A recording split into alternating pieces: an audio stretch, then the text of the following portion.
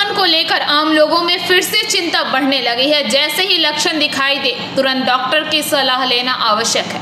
बुखार बढ़ने पर, सांस लेने में तकलीफ होने पर या ऑक्सीजन का स्तर कम होने पर बिना देर किए चिकित्सक से संपर्क करना चाहिए। हालांकि राज्य के विभिन्न हिस्सों में कोरोना संक्रमण के मामले सामने आ रहे हैं, लेकिन कोलकाता के कुछ हिस्सों और आसपास के क्षेत्रों में इसका थोड़ा अधिक प्रभाव देखा जा रहा है। विशेषज्ञों का कहना है कि बेवजह घबराने की जरूरत नहीं है, बल्कि सतर्क और सजग रहना चाहिए।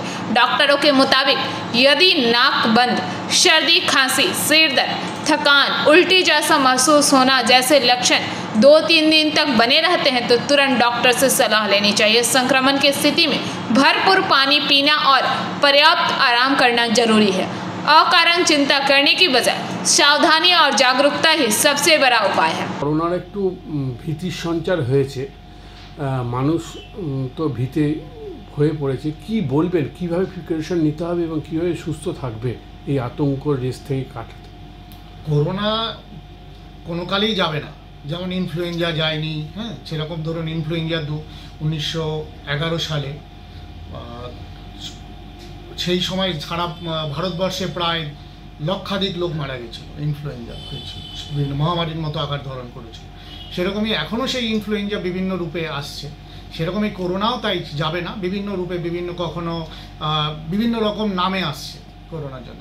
তা সেই জন্য মানুষকে যেটা হচ্ছে সবসময় এক ভাবলে চলবে না যে করোনা নেই, করোনা আসবেই, সতর্ক থাকতে হবে, ভিড়ে যাওয়া যাবে না, কেউ হাঁচলে তাকে এইসব যদি দেখা গেলো মাস্ক পরা নেই অথচ সেরকম ওপেনলি হাঁচা যাবে না, হাতের বাহুর নিচে এরকমভাবে হাঁচতে হবে। এটা নিজেও কিছুটা সতর্ক হতে হবে, এটা সমাজকেও মানে সচেতন হতে হবে, বা আমাকেও শেখাতে হবে সন্তানদের কীভাবে।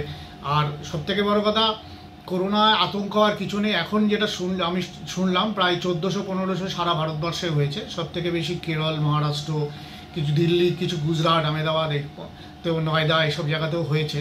কিন্তু মারা গেছে কারা? করোনার আক্রান্ত হয়ে কেউ মারা যায়নি। যারা ধরুন ক্যান্সারে আক্রান্ত, কিডনি রোগে আক্রান্ত, তাকে করোনা ধরেছে, তারাই একমাত্র মারা গেছে।